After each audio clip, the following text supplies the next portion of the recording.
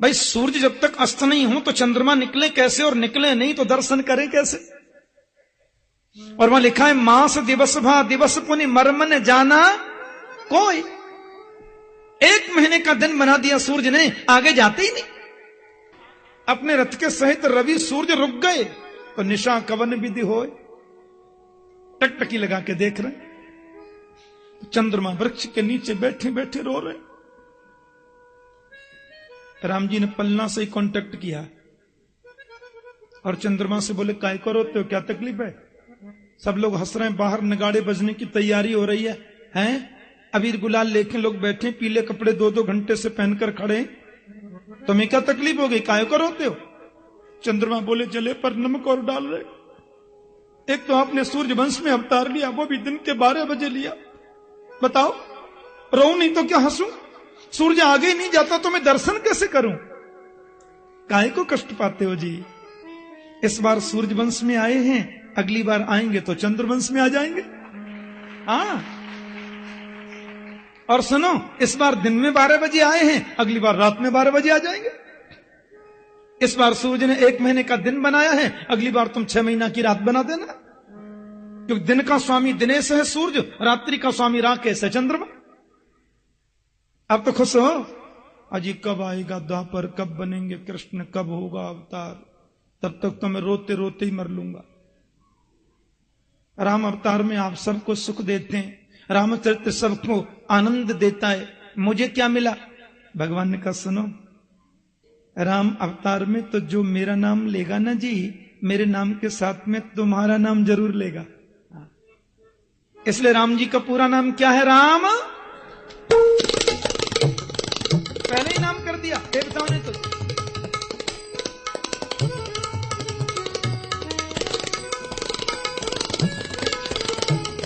श्री रामचंद्र कृपालु भजे मन हरण भव भय दारुणम। श्री रामचंद्र कृपालु भजे मन हरण भव भय दारुणम। कंज लोचन कंज मुख कर कंज पद कंजारुणम। श्री रामचंद्र कृपाल भज मन हरण भाव भय दारुणम। कंदर्प गणित अमित छवि नवनील नीरज सुंदरम। पद तीर्थमानहु तड़ित रुचि सुजनो में जनक सुदावरम। श्री रामचंद्र कृपाल भज मन हरण भाव भय दारुणम। भजु दीन बंधु दिनेश दान दैत्यवंश निकंदनम। भजु दीन बंधु दिनेश दान दैत्यवंश निकंदनम। रघुनंदन कंद कौशल चंद दशरथ नंदन। शिर मुकुट कुंडल तिलक चारु उदार अंग विभूषणम। शिर मुकुट कुंडल तिलक चारु उदार अंग विभूषणम। आजान भुज सरचाप धर संग्राम जित खरदूषणम। श्री रामचंद्र कृपाल भज मन हरण भव भय दारुणम। इति वदति तुलसी दास शंकर शेष मुनि मनरंजनम। इति वदति तुलसीदास शंकर शेष मुनि मनरंजनो। मम हृदय खंड निवास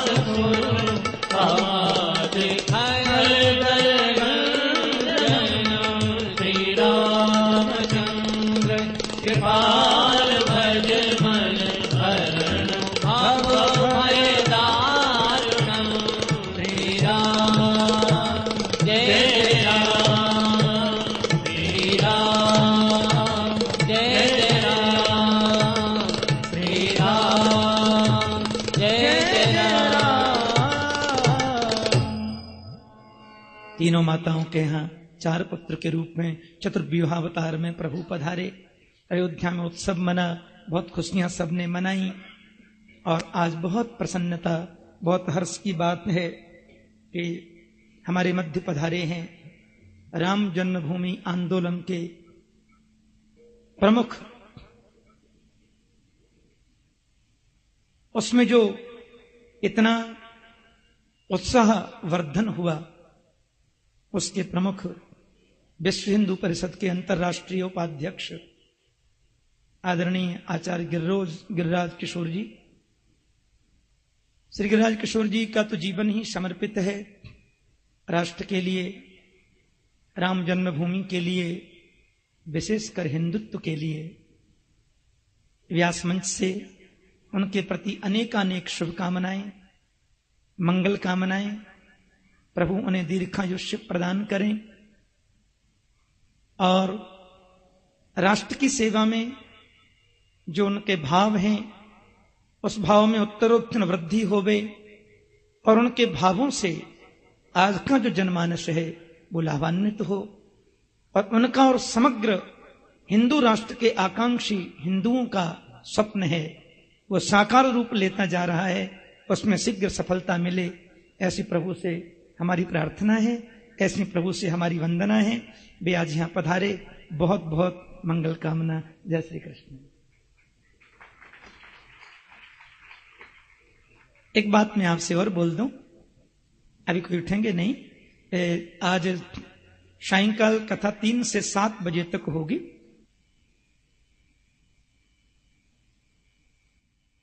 लाल कृष्ण लाल की जय। श्रीमद्भागवत महापुराण की जय। श्री श्री कात्यायनी माता की जय। सद्गुरुदेव महाराज की जय। राजा रामचंद्र भगवान की जय। जय जय श्री राधे। द्वारिकाधीश की परम मंगलमय परात्पर अखिलेश्वर अकारण करुणा वरुणालय भक्त वांछा कल्पतरु तड़िद्युति विनिंदक पीताम्बरधारी श्री बालकृष्ण लाल की वांग्मयी प्रतिमूर्ति श्रीमद् भागवत महापुराण। प्यारे प्रभु प्रेमियों, मां के चरणों में बैठकर पूज्य स्वामी श्री विद्यानंद जी महाराज के सानिध्य में पधारे हुए संत जनों की पवित्र सन्निधि में भगवान शुकदेव के मुखारविंद से निश्रित भागवत कथामृत का हम लोग पान कर रहे हैं। पूरी अयोध्या आज राममय हो गई, अवध राममय है। और सुनो, 1 महीना कब बीत गया किसी को पता नहीं चला, ऐसा लिखा है। मास दिवस भा दिवस पुनि मरमन जाना कोई। कहते हैं दुख की अपेक्षा सुख का समय जल्दी निकल जाता है और सुख की अपेक्षा शांति का समय और जल्दी निकलता है। पर शांति की भी अपेक्षा आनंद का समय और जल्दी निकलता है। आनंद की भी अपेक्षा परमानंद का समय और जल्दी निकलता है। परमानंद की अपेक्षा ब्रह्मानंद का समय तो और जल्दी निकल जाता जी। राम जन्म के पवित्र अवसर पर श्री अयोध्या धाम में केवल सुख नहीं है, केवल शांति ही नहीं है, केवल आनंद या परमानंद ही नहीं है, यहां तो ब्रह्मानंद उमड़ पड़ा है। कहते हैं दशरथ पुत्र जन्म सुन काना, मानहु ब्रह्मानंद समाना। अजी ब्रह्मानंद उमड़ पड़ा है मेरे रघुवर के पवित्र जन्मोत्सव के अवसर पर। हमारे हृदय की अवध में तो राम का प्राकट्य होना ही चाहिए, तो ही जीवन खुशहाल हो पाएगा। योगियों के हृदय में तो वे रमण करते ही हैं, रमनते योगिनोस्मिन्निति राम। योगियों के हृदय में जो रमण करे वो राम है जी। ऐसा सुंदर जन्मोत्सव मना, 1 महीना निकल गया, 1 दिन जैसे पता ही नहीं चला किसी को। सूर्य नारायण की गति रुक गई, वो चलना भूल गए। अच्छा, सूर्य को एक तो खुशी है, राम जन्म की दिन में 12 बजे हुए ना। हमारे ब्रज के कवि लोग कहते हैं सूरज की 3 दशा हो तो एक दिन में। सूर्य की 3 अवस्था होती हैं एक ही दिन में। सवेरे वो बाल अवस्था में होते हैं और ठीक 12 बजे एकदम जवान होते हैं सूर्य हैं, और शाम को ढल जाते हैं। तो सूरज की 3 दशा हो तो एक दिन में। तो जिस समय सूरज पूरी जवानी पर रहते हैं 12 बजे, तब राम जी पधारे। अच्छा, सूर्य वंश में तो आए ही हैं, इसलिए सूर्य को तो अपार खुशी होनी थी ना जी। उन्हें तो बहुत हर्ष हो रहा है, बहुत खुशी हो रही है। इसलिए प्यार से बोलो जय श्री कृष्ण। अब महाराज परिस्थिति ऐसी बनी है आज यहां कि दशरथ जी ने प्रणाम किया गुरुदेव को। हम थोड़ी तुलसी बाबा की चर्चा कर लेते हैं। हाँ, गोस्वामी तुलसीदास महाप्रभु ने इतनी बड़ी कृपा की है पूरे समाज पर, पूरे राष्ट्र पर। भगवान राम के चरित्र को हम लोगों के सम्मुख प्रस्तुत कर दिया सरलीकरण करके। घर घर में राम कथा गा सकते हैं, घर घर में रामायण का पाठ होता है। छोटे छोटे बाल गोपाल भी रामायण के अखंड पाठ कर लेते हैं। देखो गोस्वामी जी की कितनी बड़ी कृपा है, कौन वर्णन करे उसका। अब तो महाराज जब पधारे गुरुदेव के आश्रम में, बोले गुरु जी जात कर्म संस्कार और पूरा शुद्धिकरण हो चुका है, आपको जिस दिन अच्छा लगे मेरे 4 पुत्रों का नामकरण कर दें। आहा, 4 का नामकरण आप श्री के मुख से हो जाए। वशिष्ठ जी महाराज के नेत्रों में आंसुओं की धार निकल पड़ी। मैं कितना बड़ा बड़भागी हूं, प्रभु के नामकरण का अवसर मिल रहा है मुझे। लेकिन सोचने लगे जब अजन्मा का जन्म हो सकता है तो अनामी का नाम क्यों नहीं हो सकता जी। अजन्मा जन्म लेकर आता है। बिनु पग चल ही सुन ही बिनु काना, बिनु कर कर्म कर ही विधि नाना, आनंद रहित सकल रस भोगी, बिनु बाणी बक्ता बड़ जोगी। लो कर लो बात। हाँ, ये सारी क्रियाएं होने के बाद भी वो सब कुछ करता है। अरे मैं नामकरण करूंगा। आनंद में भर गए महात्मा वशिष्ठ जी। और महाब्राह्मणों की मंडली पधारी। दशरथ जी ने सभी विप्रों का पूजन किया, गुरुजनों का पूजन किया, संतों का पूजन किया, और हजारों नर नारी आए हैं नामकरण सुनने के लिए। हमारे राजकुमारों का नामकरण सदगुरु देव रख रहे हैं। गोस्वामी जी ने कुछ पंक्ति कही है, मेरे संग गाइए, फिर संक्षिप्त राम कथा सुना देंगे। जो आनंद सिंधु सुख राशि, जो आनंद चौपाई तो सब गा सकते हैं। राशि, जो आनंद सिंधु सुख राशि, जो आनंद सिंध सुख राशि, स्वीकारते त्रैलोक सुखासी। स्वीकारते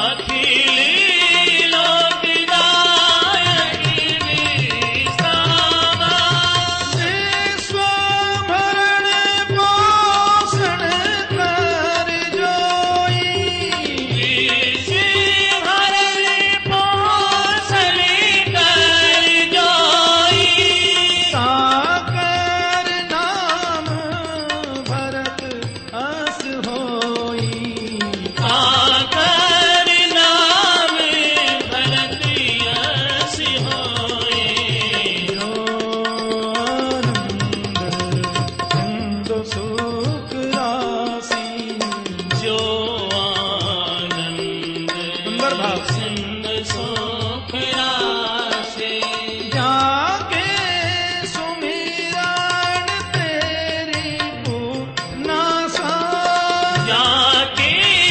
सुमिरन तेरी पुनारा सुमिरन तेरी पूनासा तेरी पुनारा तेरी पूनासा तेरी पुनारा नाम शत्रुघ्न वेद प्रकाशा नाम शत्रुघ्न वेद प्रकाशा जो आनंद सिंधु सुख राशि जो आनंद सिंध सुख राशि जो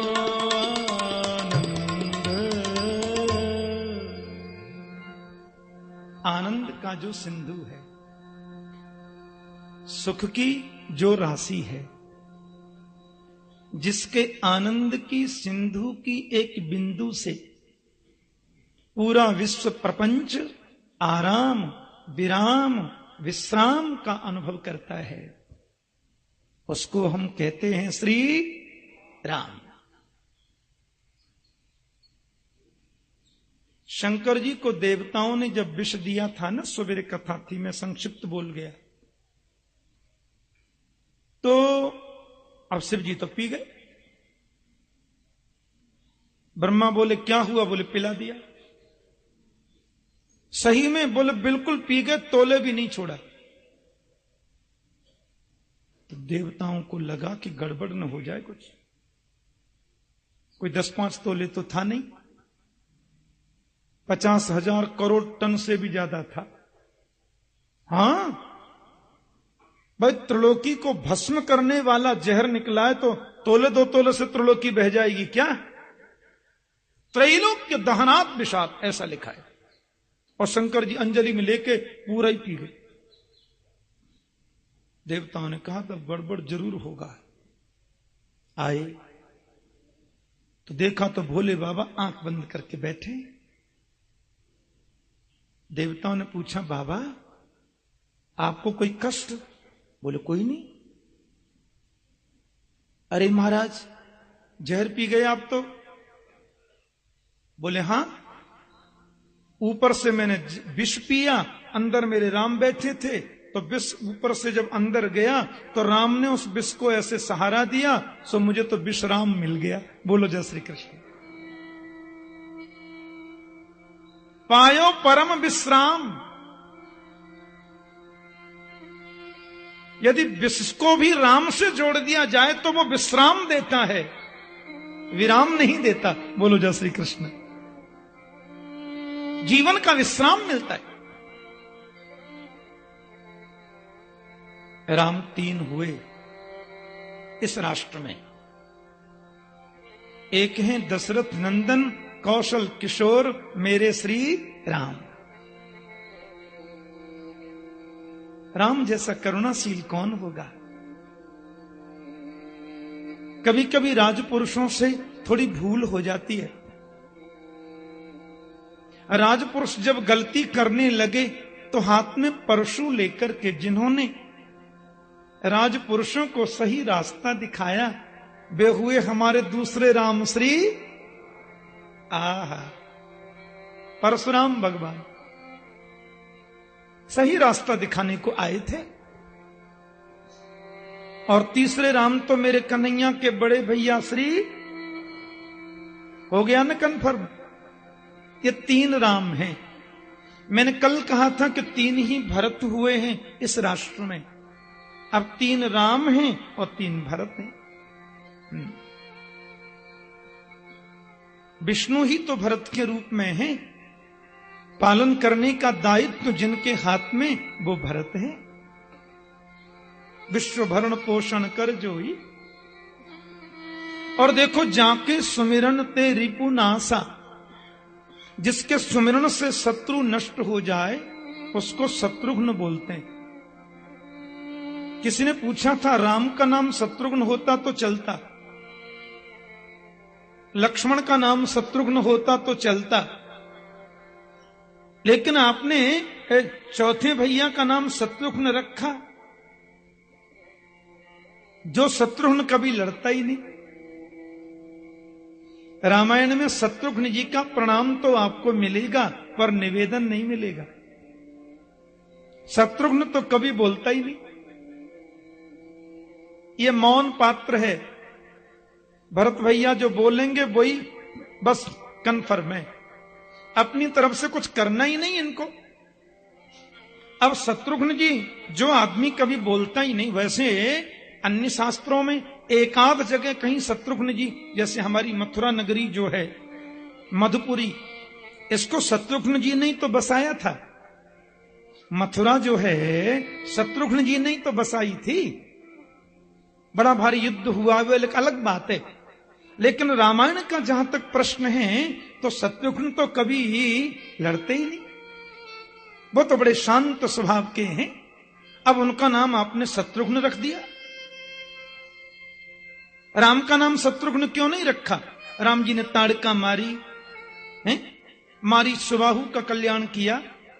लक्ष्मण जी ने देखो है नाक कान अलग किए उसके मौसी जी के, और क्या बोलते हैं, लक्ष्मण जी ने कामदेव का रूप मार दिया।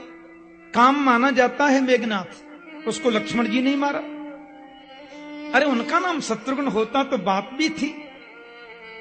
तो कहते हैं देखो, बाहर के शत्रुओं को जो मारे वो शत्रुघ्न नहीं है भैया। सच्चा शत्रुघ्न तो वो है जो अंदर के शत्रु को मारे। जब ताड़िका क्रोध कर आई, ताड़िका क्रोध का प्रतीक है, उसको राम जी ने मार दिया। क्रोध बाहर का शत्रु है। आदमी क्रोध करता है तो चेहरे का आकृति बदल जाती है, आंखों की भंगिमा बदल जाती है, नाक फड़कने लग जाती है। और जो डायबिटिक होते हैं वो लोग तो थरथर कांपने लग जाते हैं। हाँ, जो डायबिटीज पेशेंट होते हैं उनको जब क्रोध आता है ना तो खिड़की के कांच तोड़ते हैं, कप प्लेट तोड़ते हैं, कुर्सी इधर से उधर फेंकते हैं। ज्यादा तोड़ने की तो ताकत नहीं है। बोलो जय श्री कृष्ण। तो क्रोध भी बाहर दिखाई देता है? व्यक्ति जब कामाशक्त होता है तो भी उसकी मुखाकृति बदल जाती है। कामुक आदमी की भाव भंगिमाएं भी दूसरी होती हैं। पर शत्रुघ्न जी जो हैं, इनको शत्रुघ्न क्यों कहा? बोले शत्रुघ्न इसलिए शत्रुघ्न है कि लक्ष्मण जी ने मेघनाथ मारा, बाहर का शत्रु है, काम को मारा। राम जी ने ताड़का आदि मारे, क्रोध हैं, ये भी बाहर के शत्रु हैं। पर शत्रुघ्न जी का नाम शत्रुघ्न इसलिए है कि उन्होंने अंदर का शत्रु लोभ मारा। ये मंथरा की कमर को सीधा तो शत्रुघ्न जी ने किया था, और मंथरा तो लोभ का प्रतीक मानी जाती है। तो सच्चा शत्रुघ्न कौन है? जो अंदर के लोभ को मारे। ये बड़ा खतरनाक शत्रु है। बिल्कुल सही बात है। जिम प्रति लाभ लोभ अधिकाई, ज्यों ज्यों लाभ बढ़ता है त्यों त्यों लोभ बढ़ता जाता है। लाभे न वर्धते लोभ, लाभ से लोभ बढ़ता जी। और शत्रुघ्न जी ने तो उस लोभ का विनाश किया, इसलिए वो शत्रुघ्न माने जाते हैं। और ये बढ़ता कभी घटता नहीं है। वो नारद जी जा रहे थे, रास्ते में तो कोई आदमी बैठा था, भिखारी, भीख मांग रहा था। संत नारद तो बड़े करुणाशील हैं। उससे बोले क्यों, कितने दिन से बैठते हो यहां? बोले 40 वर्ष हो गए साहब। रोज भीख मांगते हो? बोले हां जी। कितना मिल जाता है भीख में? जैसे तैसे पालन कर पाता हूं बच्चों का। नारद जी को बहुत दया आ गई, बड़ा गरीब है बेचारा, धोती फटी है, कपड़े फटे हैं, मुख मलिन है। नारद जी ने तुरंत महाराज एक पत्र लिख दिया। नारद जी तो देवर्षि हैं, देवताओं के यहां बेरोक टोक जाते हैं नारद, उन्हें कोई रोक नहीं सकता।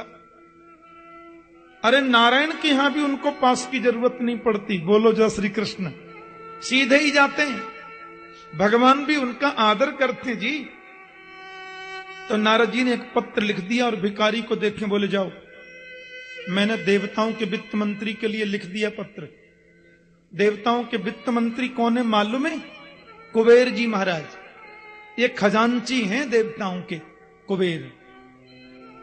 और उसकी मालकिन है माता कात्यायनी, बोलो जय श्री कृष्ण। अन्नपूर्णा है, चाबी इनके पास में रहती है, कुबेर जितना मांगे उतना देती हैं, ले जाओ। अब कुबेर के पास में चिट्ठी लिख करके भेज दिया। अब ये आदमी गया तो उसको जहां भी कोई रोके सो चिट्ठी दिखा दे। नारद जी का सिग्नेचर देखती सब प्रणाम करें, बोले पधारो सा। ये फटेहाल आदमी, कमंडल भी साबत नहीं, सीधा जा रहा छाती तान के। कुबेर ने कहा कहिए। ओहो आइए आइए बैठिए। पत्र देखते ही तुरंत आसन दिया। कहिए। बोले पढ़ लीजिए, कहना क्या है?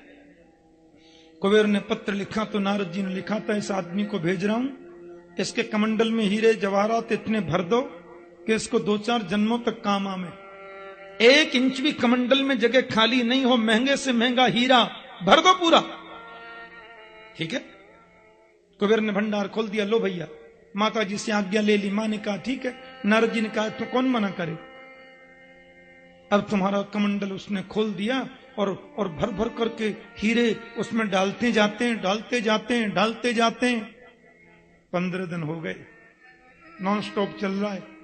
जैसे अखंड रामायण पाठ होता है ना, ऐसे अखंड चल रहा है, पर कमंडल भरता ही नहीं। नारद जी ने देखा उस जगह पे जाके, बोले आजकल इधर नहीं बैठता, पूरा भर गया होगा कमंडल। फिर नारद ने सोचा देखूं तो सही, वो आदमी आजकल बंगला वंगला बनाकर रहता कहां है। आंख बंद करके देखा तो पता चला वो तो कुबेर के यहां बैठा और कमंडल भरा जा रहा है। नारद जी बोले 15 दिन हो गए, कमंडल नहीं भरा। अलकापुरी आ गए, कुबेर की नगरी। जैसे प्रवेश किया तो महामंत्री मिल गए। कहिए। बोले महाराज भेजा करो तो सोच तो लिया करो किसको भेज रहे हैं। पसीने पसीने हो गए लोग, भंडार खाली हो रहे हैं, कमंडल भरता ही नहीं। नारद जी की चिंता बढ़ी, अंदर गए। कुबेर महाराज पसीना पहुंच रहे थे।